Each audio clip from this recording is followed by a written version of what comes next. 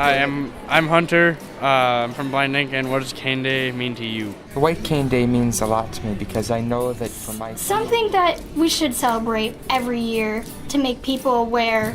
Hey, we have white canes. Just show people the safety and the awareness. Day to raise awareness about safety and independence. Support Cane Day, yeah.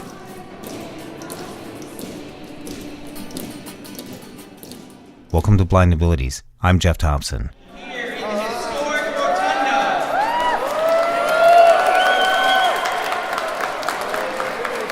Hi, I'm Rob Hodson. I'm your moderator. A lot of people gathered in Minnesota's capital in St. Paul, Minnesota, in the newly remodeled Rotundra. They were celebrating White Cane Day. There were representatives from all spectrums of the blindness community, from the National Federation of the Blind to the Minnesota State Academy for the Blind and Minnesota State Academy for the Deafblind, from the Department of Education to students who are training at Blindness Learning in New Dimensions, Blind Inc. as we most know it, and from the Academy for the Blind, and also the Director of State Services for the Blind, Carol Pankow, and many others in attendance bringing awareness to the white cane. Steve Jacobson, the first Vice President of the National Federation of the Blind of Minnesota.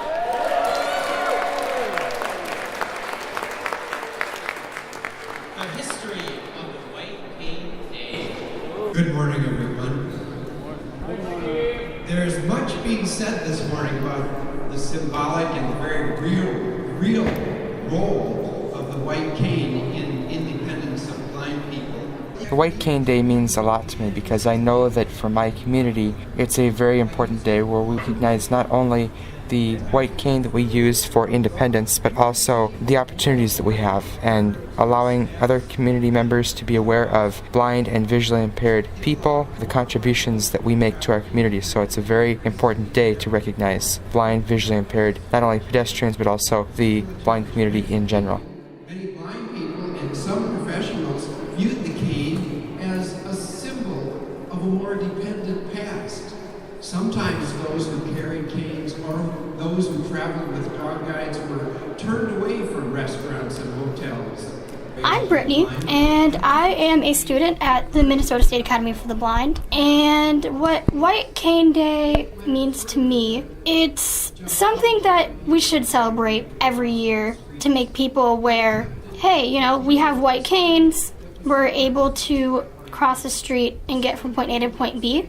And to be very honest with you, I've never heard of White Cane Day until I came to the Minnesota State Academy for the Blind. And I have been up here at the Capitol one other time for this event. The blind and visually handicapped and the otherwise physically disabled have the same right as able-bodied people to full and free use of streets, highways, sidewalks, walkways, public buildings, public facilities, and other public places.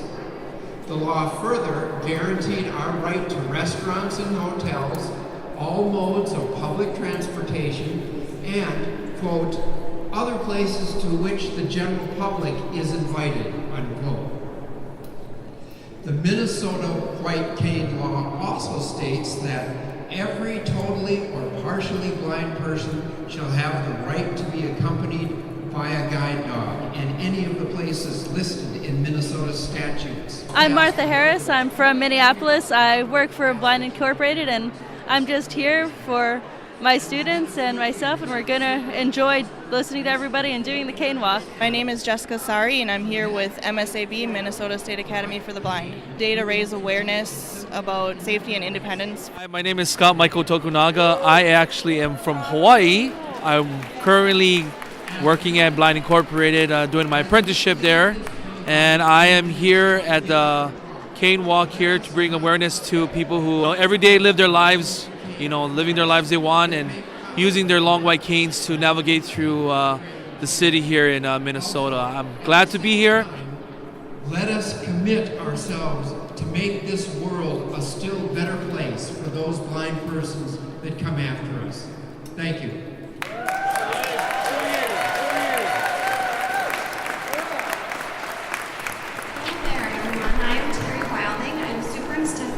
Minnesota State Academies in Faribault. is out here today in support of this event. And not only blind, I'm not a blind person, I'm a deaf individual, but all my life I've experienced lots of different kinds of barriers and discrimination. Sometimes decisions were made for me instead of me being a part of making those decisions myself, which is based on how society is run today. The reason we are here today is it's so important for us to work together and make sure that we remove all those barriers and we are able to be independent in our daily lives. The decision should be made by each person, your dreams, your goals, your lives. Each individual person should be making those decisions, and we should face no discrimination in this world today. And that's a really important part of our efforts in this ongoing process to make this world better for everyone. The technology has changed over time, and sometimes it makes things better, and sometimes it makes things worse. So we really need to continue our job of educating the world about what we need, about how we can become independent and have successful futures. And really, that's what I want to see for our students and everyone who's here in attendance today. So thank you everyone for coming today and helping us fight for a world that we can do anything in. And that's exactly what we want, to remove those barriers that are put on us. So thank you. I look forward to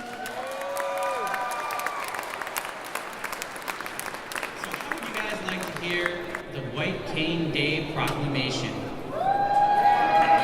Well, we're in for a treat. We have John Davis, the Minnesota State Academy for the Blind Director. All right. Good morning. It's good to see everybody here for this wonderful day. It's a nice crisp day for the walk. It's my pleasure to read Governor Mark Dayton's proclamation for White Cane Day. Whereas, by joint resolution approved on October 6, 1964, the United States Congress designated October 15th of each year as White Cane Safety Day, recognizing the contributions of Americans who are blind or visually impaired, and whereas there are an estimated 63,000 Minnesotans who are blind or visually impaired, many of whom travel with a white cane, and whereas the need for orientation and mobility services and white cane safety awareness will continue to grow and remain vital to the educational, vocational, and recreational needs of all Minnesotans who are blind or visually impaired, and whereas on Wednesday, October 10th, 2017, the Minnesota Department of Education, Minnesota State Academy for the Blind, Minnesota State Academy for the Blind Foundation, and the Lions Club, in recognition of the 53rd anniversary of White Cane Safety Day, will hold a statewide White Cane Safety Awareness Day event. Now, therefore, I, Mark Dayton, Governor of Minnesota, do hereby proclaim Tuesday, October 10th, 2017, as White Cane Safety Awareness Day in the state of Minnesota.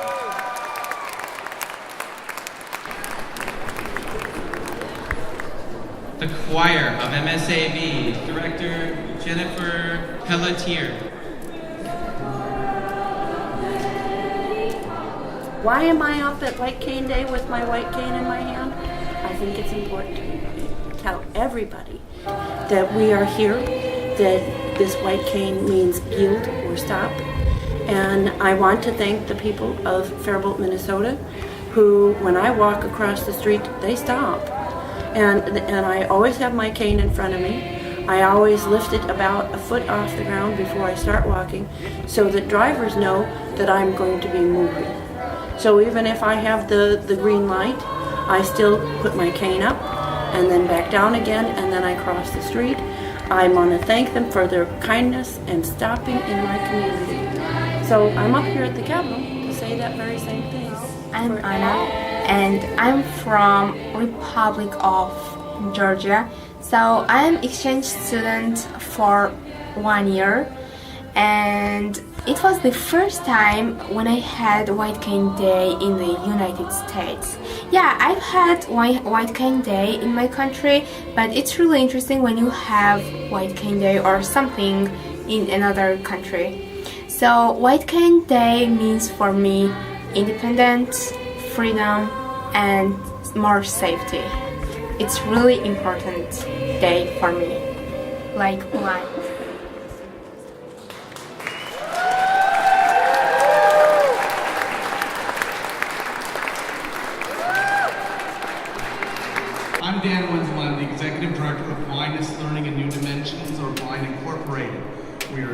Cane Center in Minneapolis, Minnesota, and we work with blind people of all ages.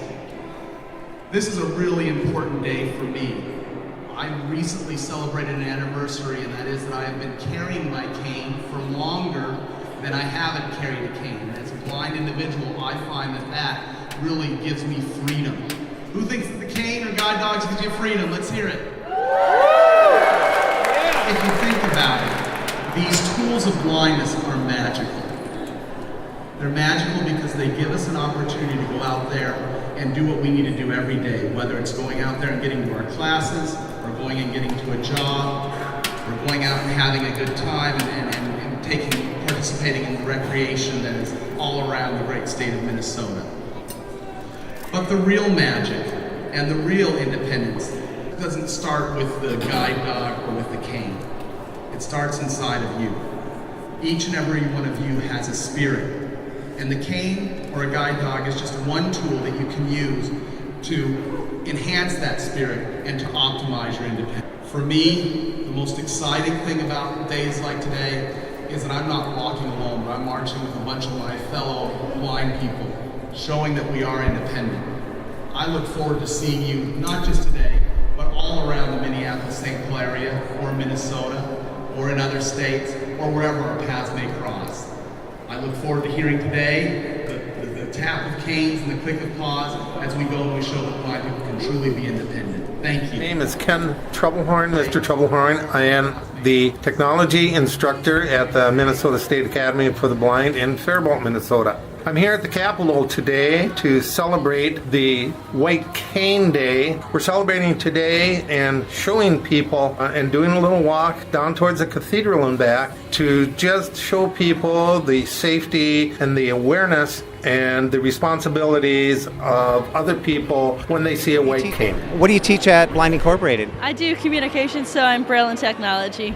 So they've actually combined those classes. I mean, they've done that a while ago, but how's that going? It goes really well. Some people, some people come in knowing and some people don't. So we start them on Braille displays and slates and styluses for making labels and stuff like that. But we have a lot of people who, read on the Braille display, so Braille and technology, or they research a recipe on their phone or on the computer and then they write it in Braille or write it on the slate. So it's a good combining of everything. All the stuff kind of relates together. Hi, my name is Jenny Pelletier and I'm the music therapist at MSAB. We would like to have you all join us in a song. This is actually a White Cane Day song that was written by a school in New Zealand. In today's day and age, you probably have students that started out with JAWS or some type of screen reader from a kid and started Braille. So what's it like when you get someone that's so advanced coming in? It's always really helpful because there's still more to learn. If they've known Braille forever, maybe they want to work on their reading speed, or maybe they just want to read some more in Braille or learn to slate because some people didn't learn to do that, or they can learn another screen reader, NVDA, VoiceOver, learn a different operating system, Mac or Android, because a lot of people who grew up with JAWS don't always know Mac or don't always know Android. So it's just another chance to learn other systems. Great. Your whole entire staff and students are here today. Yes, everybody is here. When you do plan events such as this, what's it like to get everybody here and stuff? Do they all understand individuality of it, of traveling and... Yeah, we sort of travel together in smaller groups. I have 2 students and another instructor had a couple, and so we all came together as a group, and then all the other groups are spread out so we could take buses and trains but not all be getting on at the same time. Oh, great. Well, Martha, thanks a lot for taking your time and enjoy Cane Day at the Capitol. Thank you. You as well.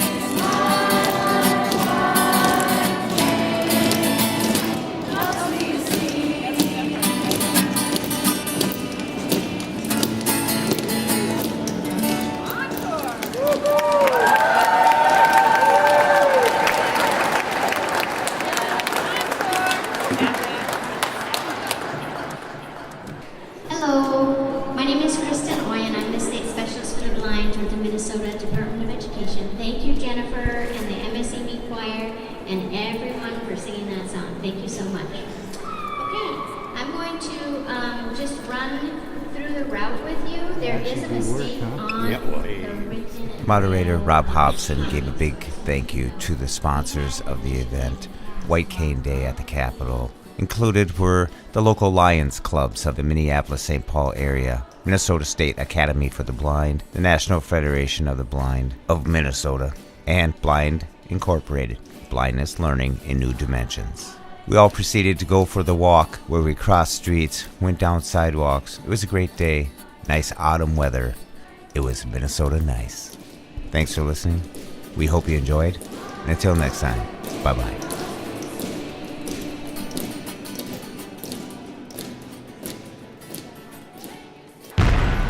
When we share what we see through each other's eyes, we can then begin to bridge the gap between the limited expectations and the realities of blind abilities. The realities of blind abilities. For more podcasts with a blindness perspective, check us out on the web at www.blindabilities.com, on Twitter at blindabilities. Download our app from the App Store, blindabilities, that's 2 words, or send us an email at info@blindabilities.com. Thanks for listening.